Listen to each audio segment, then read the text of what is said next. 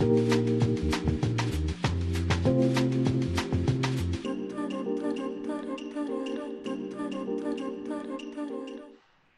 e ben ritrovati a Sette Sera. Continuiamo a sentire quel che ci dicono le stelle per questo nuovo 2013 attraverso la voce di un grande astrologo. Allora, ben ritrovato Stefano Vighi. Ciao Alessandro. Eccoci qui, allora abbiamo parlato di un anno che finalmente sarà l'inizio di un anno di cambiamento e un anno diviso in due.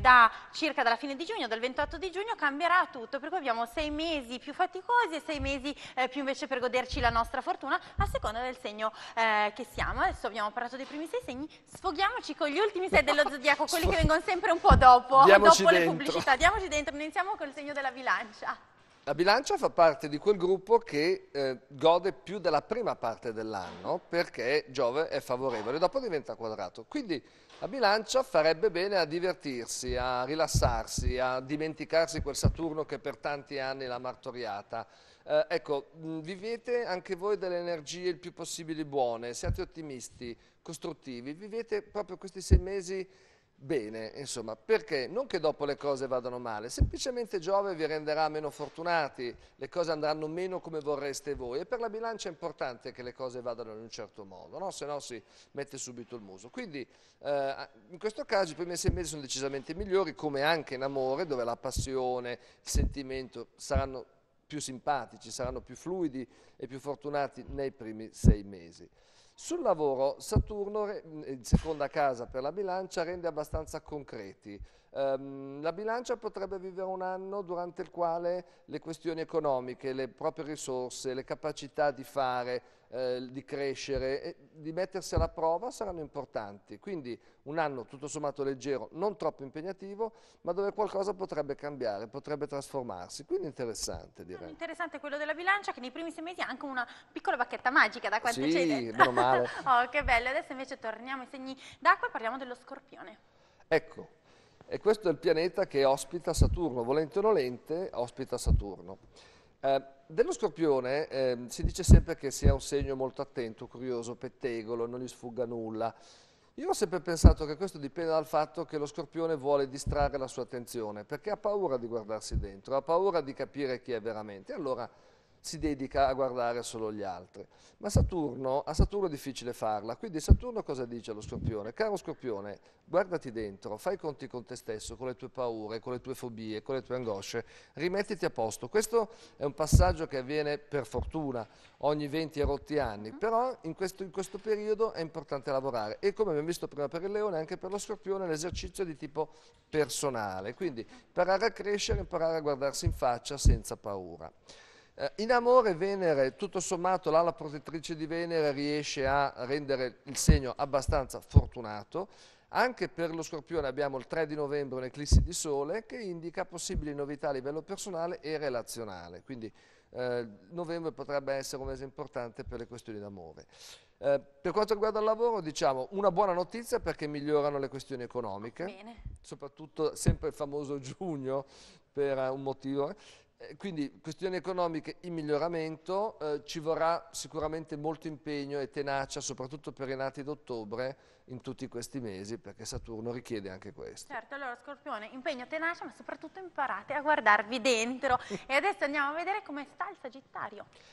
Questo segno ha nel suo DNA Giove, è il pianeta che lo governa. Avendo avuto Giove per tanti anni in opposizione, il Sagittario si è sentito un po' come scoperto, si è sentito sempre alla mercé degli altri, no?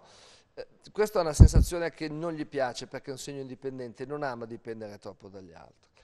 Già da febbraio le cose dovrebbero iniziare a migliorare, poi da giugno, ancora a giugno, il Sagittario riprende una fluidità e una forza diversa nei rapporti, riesce in generale, possono essere d'amore, di lavoro, eccetera, proprio il modo di relazionarsi con gli altri riprende un certo vigore, riesce a affrontare la vita e le proprie compagnie in modo più vincente rispetto a quanto non succede adesso.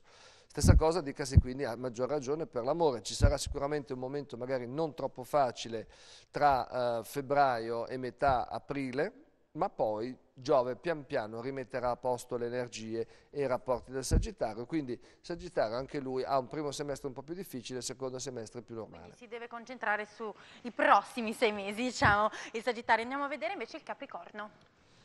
Capricorno, dopo anni anche lui ha avuto la quadratura di Saturno, che è stata abbastanza pesante, vive da ottobre un'energia un pochettino più leggera, più tranquilla, più rilassata e meno cupo e serio del solito, il che gli fa bene perché dopo tanto dovere ha bisogno anche lui di concedersi un po' di energia piacevole, un po' di godimento.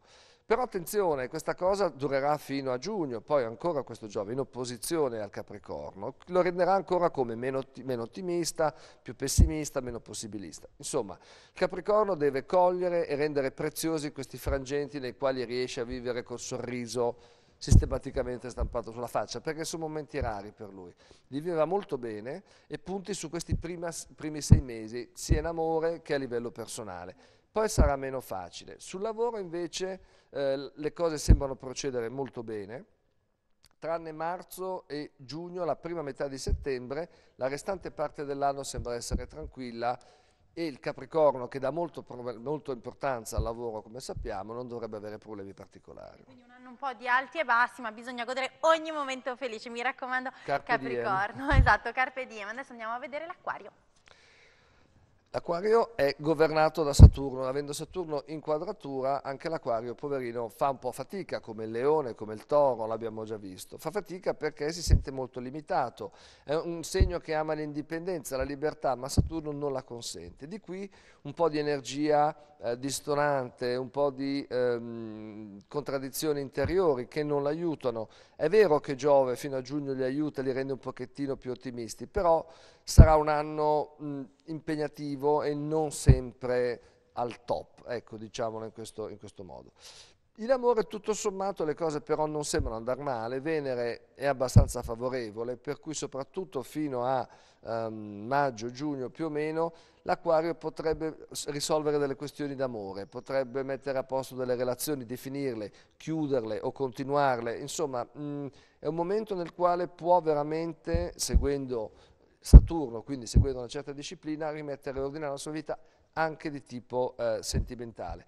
E potrebbero esserci degli incontri di nuove, per chi è singolo, per chi cerca un nuovo amore, in febbraio e in agosto. Questi sono 2 mesi birichini per l'Acquario, però potrebbero essere interessanti, potrebbero essere portatori di cose nuove. Un po' di stress in aprile e maggio e poi in autunno l'Acquario deve curare le comunicazioni, quindi attenzione a mandare mail, sms, lettere, perché il misunderstanding, l'incomprensione, la gaffa sono un po' in agguato a causa di Mercurio, quindi è un piccolo warning, un piccolo caveat che ci dice all'Acquario in autunno. Certo, quindi un anno un po' alternante anche quello dell'Acquario, 2 mesi ottimi, ottimi per l'amore, sfruttateli e poi state attenti a quello che scrivete, mi raccomando, perché qui i danni si fanno. E adesso arriviamo all'ultimo segno, quelli dei pesci, anche il mio, vediamo se gli ultimi saranno i primi questa volta, me l'avevi promesso? Assolutamente, come ti avevo promesso, in realtà non te l'ho promesso io, ma te l'hanno promesso le stelle che sono molto più affidabili di me.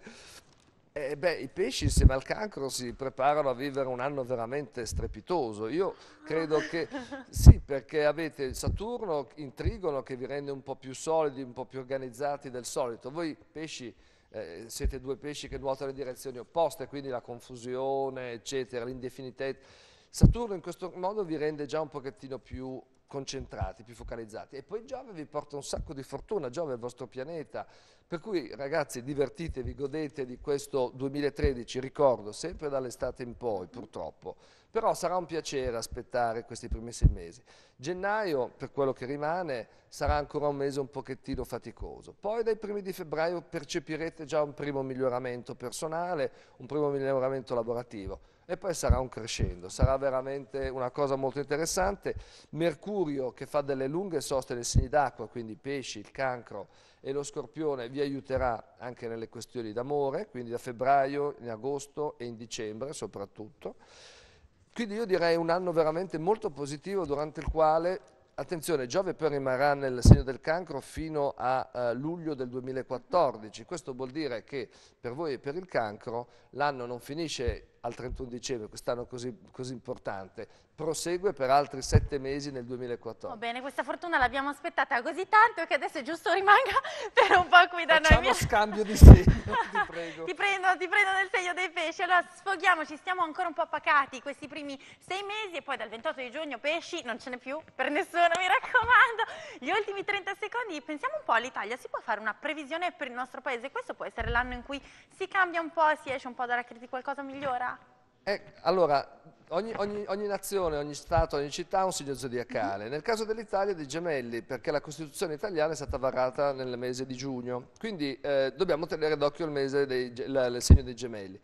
E come avevo detto prima, il segno dei gemelli deve costruire, deve mettersi a posto, perché per la seconda parte dell'anno saranno chiesti i conti. Quindi faranno bene i governi che verranno eletti tra un po' a mettersi subito al lavoro, non fosse che perché gliel'hanno detto le stelle, ma ce n'è bisogno, perché poi nella seconda parte dell'anno effettivamente bisognerà veramente dimostrare molto di più quello che si Bene, può bene, no, fare. speriamo di regolare i conti e poi di andare meglio con questa nostra Italia in questo momento. Allora Stefano, grazie veramente per averci svelato questi 365 giorni, per averci detto cosa succederà e per averci soprattutto fatto sperare. Io però ti tengo d'occhio, allora devi tornare prestissimo, perché noi non possiamo affrontare un febbraio, che è il mese dell'amore, c'è San Valentino senza di te, per cui torni a dirci un po' le coppie preferite. Volentieri, Benissimo, allora volentieri. l'appuntamento te l'ho già dato, l'appuntamento con voi invece domani sera, adesso c'è l'appuntamento tutto dedicato ai motori. Buona serata!